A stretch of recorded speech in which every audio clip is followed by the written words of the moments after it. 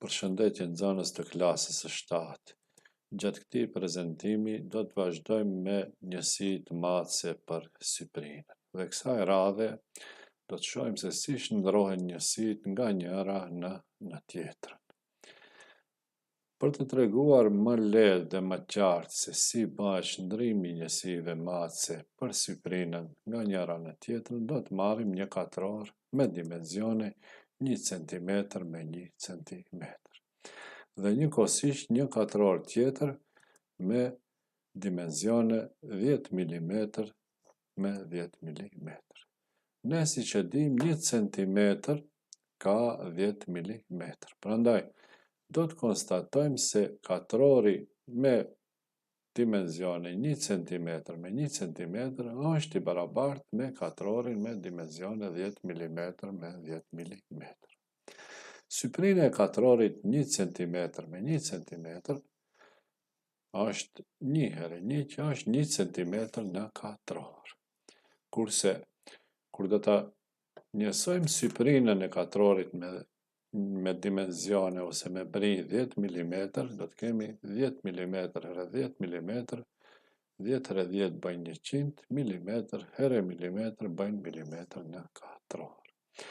Pasi syprinat e të dyve janë të barabarta, me thënë, syprina e katrorit me dimensione me 1 cm dhe këtij tjetrit 10 mm dhe duke ditur se 1 cm është i barabartë me 10 mm, do të konstatojmë se 1 cm në katror është i barabartë me 10 herë 10 që është 100 mm në katror. Do me thënë, 1 cm katror ka 10 mm katror. Të marrim një shembull tjetër, një katror me dimensione 1 metër me 1 metër dhe një katror tjetër me dimensione 100 cm me 100 cm.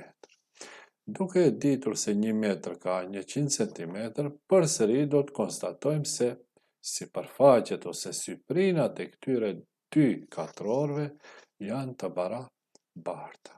Kur do të njësojmë syprinën e katrorit të parë, 1 herë 1, që është 1 metër në katror. Ndërsa syprina e katrorit të dytë e shprehur në centimetër në katror është 100 herë 100, që është 10.000 centimetër në katror.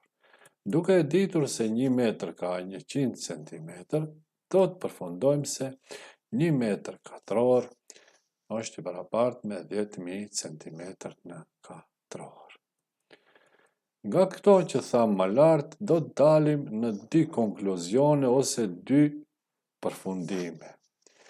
I pari është se kur shndrojmë nga njësia më e madhe në njësi më të vogël matëse, atëherë shumëzojmë me koeficientin e ndërrimit. Do me thënë, kur shndrrimi bëhet nga njësia më e madhe në njësi më të vogël, kemi shumëzim me koeficientin e ndërrimit.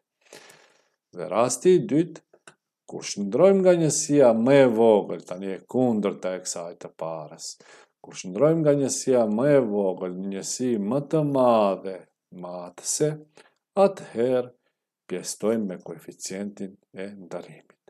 Këto 2 konkluzione ose këto 2 përfundime ne duhet t'i mbajmë mend sepse do të na duhet gjatë shndërrimit të njësive nga njëra në tjetrën. Edhe një herë t'i përsërisim, kur shndrojmë nga më e madhja në më të vogël, shumëzojmë me koeficientin e ndërrimit.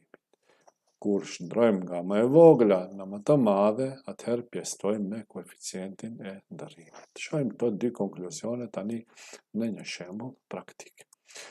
Syprinën prej 14/4 metër katror shprehe në centimetër katror nën b milimetër katror.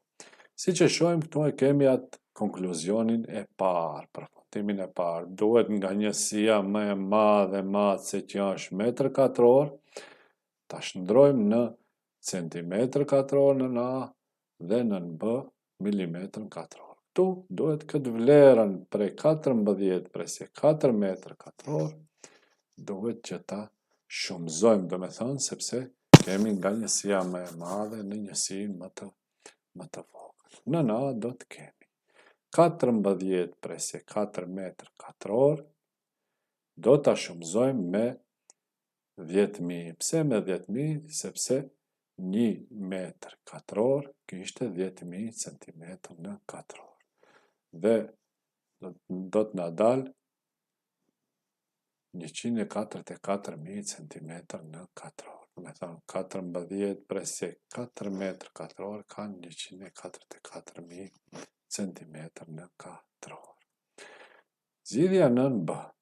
Prej metër katror duhet shndrojmë në milimetër në katror. Kemi 14 presje 4 metër katror, duhet ta shumëzojmë me 1.000.000, sepse 1 metër katror kishte 1.000.000 milimetër në katror. Dhe në fund do të na dalë 14.400.000 milimetër në katror.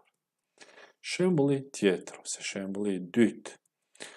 Tani e kemi konkluzionin e dytë, nga njësia më e vogël, që është 2452 milimetër katror, duhet ta shndrojmë ose ta shprehim në A metër katror dhe në B centimetër në katror. Këtu e kemi atë pjesën e dytë, se kur një njësi më e vogël shndrohet në njësi më të madhe, atëherë kemi ai pjesëtim.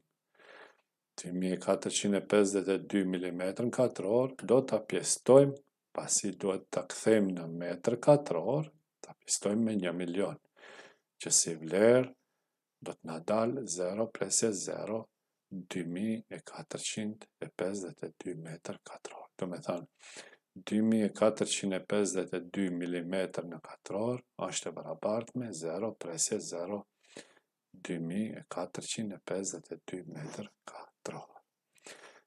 Në B kemi 2452 milimetër katror, ta shprehim në centimetër në katror. Përsëri nga njësia më e vogël, duhet ta shprehim në njësi më të madhe. Prandaj shkruajmë 2452 milimetër katror, do ta pjesëtojmë me 100.